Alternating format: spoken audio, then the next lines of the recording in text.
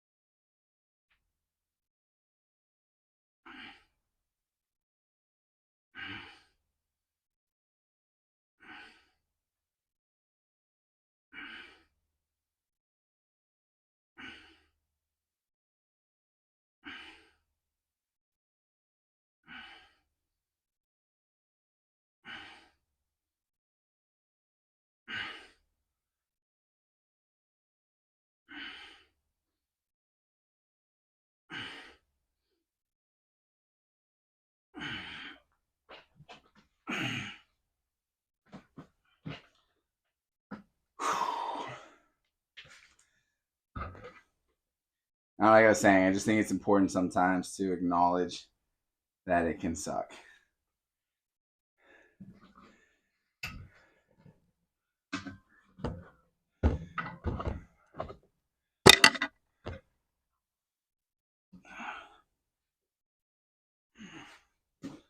I've always been a big believer in being honest with yourself and not doing things or feeling pressured to be something you're not. I realized this when I was younger. I come from a Hispanic family, and there's like a lot of machismo. And one of the things the guys were doing in my family once to show how strong they were was eating like the hotter and hotter peppers. And I never understood that. And never like there was a temptation to, you know, be like them and do it. And I was always good with pain. Like I've never had a real hard time with pain and like working through pain. And I've been in enough pain in my life at that point that I knew like the pain doesn't really bother me. But the idea that I'm only doing this to look like a man always seemed really stupid to me. And it's important to like make sure you're doing things because you want to do them and not just for the sake of impressing those around you. And I think that's a part of like being honest about when things suck instead of just looking like, I don't know, like I can, this is all easy.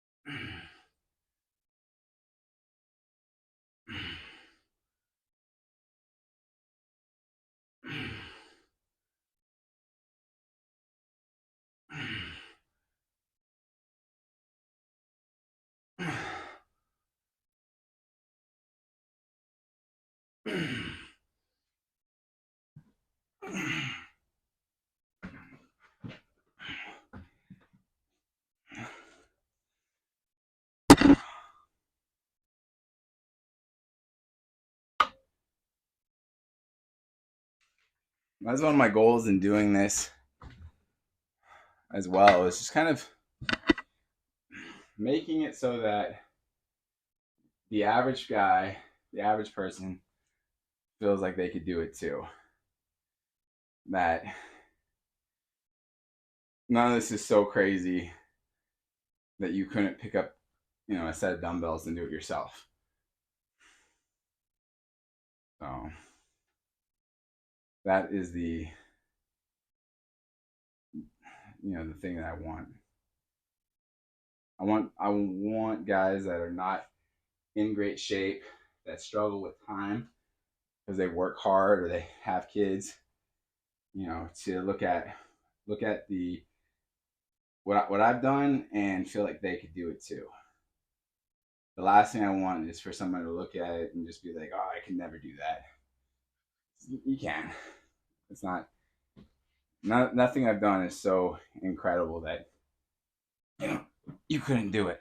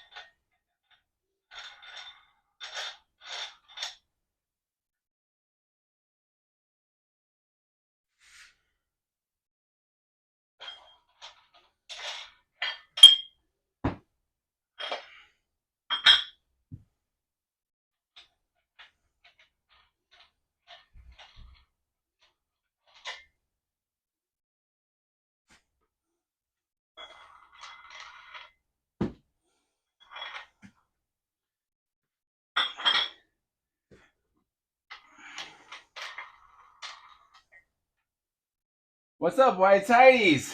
Dude, I'm so glad to see you. Man, you really helped me get through last night's workout. I really appreciate that. It was not easy.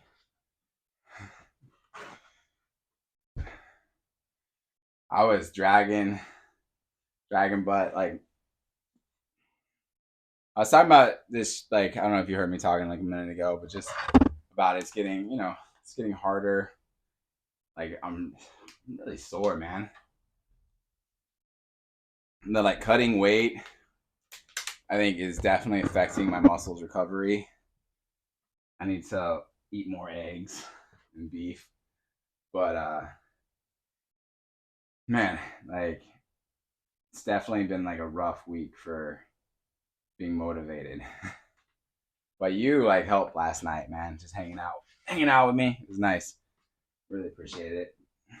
How's your Friday going?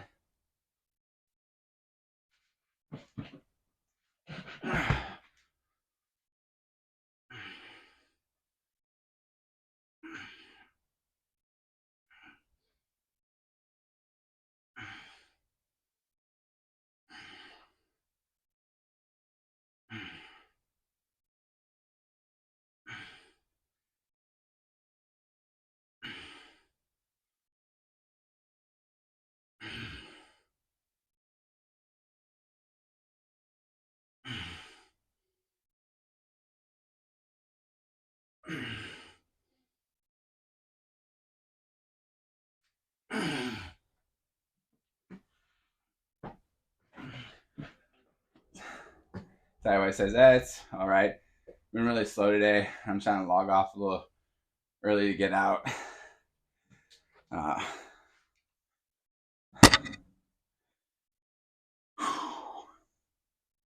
well, hopefully you can make it out early. Friday is a good day to get out early. I feel like a slow Friday can be the worst. Like a slow Monday sucks, but I feel like it fits the temperament of Monday. Um, but like a slow Friday can just take forever.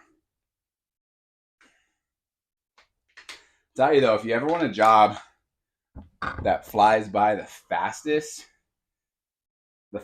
job as far as perception of time I've ever had was working a slot floor in a casino. Those slot machines make time fly. Because everything on a slot machine is designed to stimulate your mind and pull you in. So that, like, 8 hours on a slot floor feels like easily like 3 or 4 hour shift anywhere else I've ever worked. It's done before you know it, which makes it really easy when you hit overtime. I've spent like 12, like 14 hours doing overtime on a casino floor, and still be like so much easier.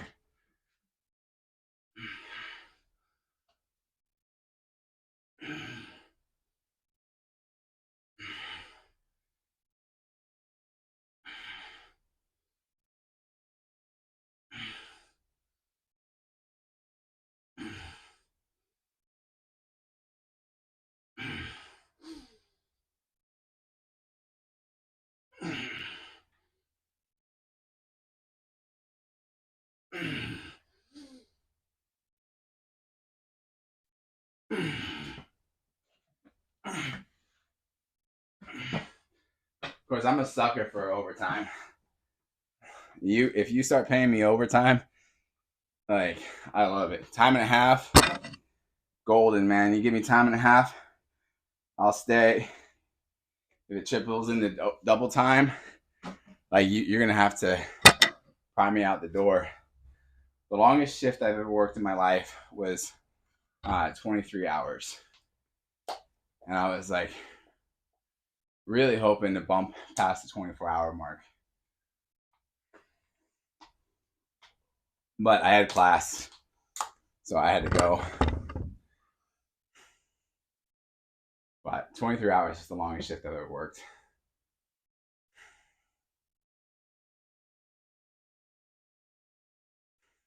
I consistently have worked like 17-hour shifts, and probably a good handful of like 19-hour shifts.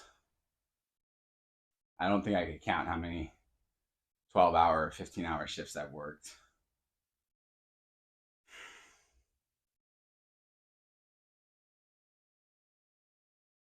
But, and the nice thing is, like, 23-hour shifts for what I wasn't doing wasn't that hard at the time. Like, I was working in a group home. Those doctors and stuff and nurses that work those super long shifts with no breaks, that's insanity to me.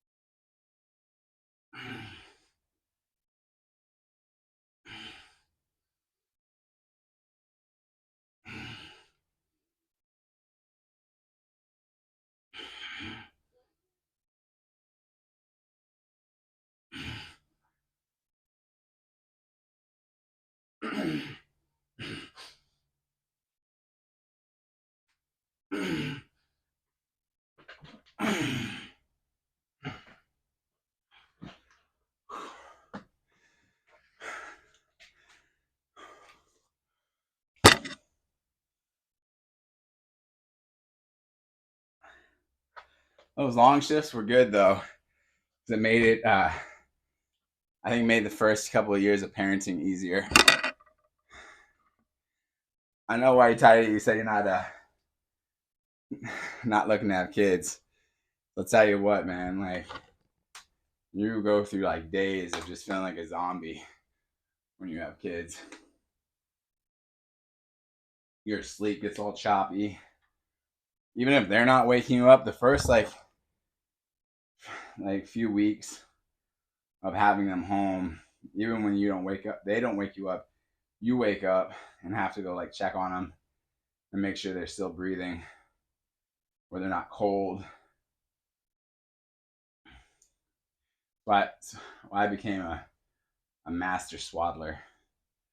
I can swaddle a baby so they can't wiggle a hand out. But The swaddling sacks are way better. They have like the sacks that you can put the baby in and zip them in so they stay warm and stuff. Once we found those, it's a lot easier.